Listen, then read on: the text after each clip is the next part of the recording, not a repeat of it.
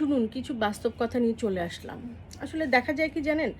মানে যখন আমরা ছেলে-মেয়েদের বিয়ে দিতে চাই বা বিয়ে দেওয়ার জন্য আলাপ আলোচনা করি, তখন আমরা খুঁজি যে ছেলে কি চাকরি করে? ছেলে অ্যা মানে কি করে না করে এগুলো। আর ছেলে খোঁজে একটা বেকার মেয়ে, যে কিনা তার সংসার সামলাবে, বাবা-মাকে সামলাবে, সন্তান সামলাবে।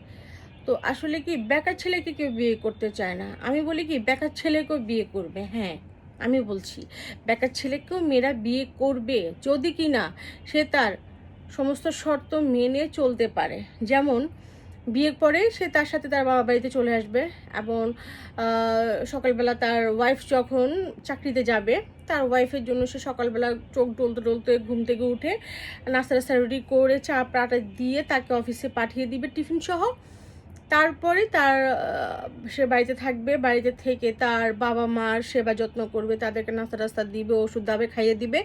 তারপর সে কী করবে? ঘরের সমস্ত কাজ শেষ করে ধোয়া, মোছা, কাপড় ধোয়া শেষ করে সে দুপুরে রান্নাবান্না করবে।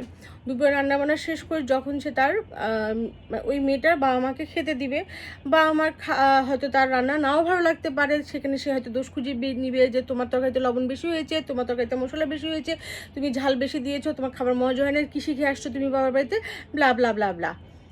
এমনও হতে পারে সে খাবারটা আপনার মুখে ছুঁড়ে মারলো।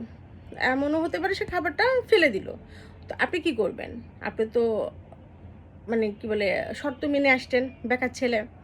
আপনি হয়তো ১ গ্লাস পানি খেয়ে সে দুঃখটাকে ভুলে নিলেন, অথবা বালিশে মাথা রেখে একটু কেঁদে নিলেন। যাক, সব কষ্টকে চোখের পানিতে নাকের পানিতে এক করে উঠে গেলেন বিকেলে। বিকেলে উঠে বাবা-মাকে আপনি আবার বিকেলে নাস্তা পানি দিলেন, ওষুধ দাওয়াই থাকলে ওষুধ দাওয়াই দিলেন। দিয়ে আপনি অপেক্ষা করবেন আপনার ওয়াইফের জন্য। ঠিক আছে? আপনার ওয়াইফ আসবে অফিস থেকে। এসে হয়তো বলবে যে, "একটু চা নাস্তা কিছু দাও।" আপনি তাকে চা নাস্তা দিলেন। সে চা নাস্তা খেয়ে বের হয়ে গেল। কোথায় গেল? বন্ধুদের সাথে আড্ডা দিতে। কি না, তার সে সারাদিন অনেক স্ট্রেস ছিল। সে এখন রিফ্রেশ হতে বন্ধুদের সাথে চলে গিয়েছে, তার একটু আড্ডার প্রয়োজন। আপনি কী করলেন? এর মধ্যে রাতে রান্নাবান্না শেষ করে শ্বশুর-শাশুড়িকে খাইয়ে দিয়ে শুতে পাঠিয়ে দিয়েছেন। আর আপনি অপেক্ষা করছেন আপনার ওয়াইফের জন্য। সে আসবে, আপনারা একসাথে বসে ডিনার করবেন। তো দেখা যাচ্ছে যে হ্যাঁ, সে তার বন্ধু-বান্ধবের সাথে একদম মানে রিফ্রেশ হয়ে আড্ডা-টাড্ডা দিয়ে সেই এনার্জি নিয়ে বাড়িতে আসলো। এসে আপনার সাথে সে ডিনার-টিনার শেষ করে এবার সে শুতে চলে গেল। মানে সারাদিন আপনার সাথে কথা বলার কোনো সময় পেল না। আপনি হয়তো তার সাথে একটু বসলেন কথা বলার জন্য, কিন্তু সে বলল যে, "না, এখন আমার কোনো সময় নেই। সকালবেলা অফিসে যেতে হবে। আমার অনেক কাজ। আমাকে তুমি জ্বালাইও না। তুমি সারাদিন কী করো বাসায় বসে? আ কি এমন কাজ তোমার বাড়িতে? কোনো তো কাজই তুমি করো না। যাও ঘুমাতে যাও।" তো এটা হলো ব্যাপার। বেকার ছেলেকেও বিয়ে করে। পারবেন আপনি এ ধরনের শর্তগুলো মেনে ওই মেয়েটির সংসারে যেতে?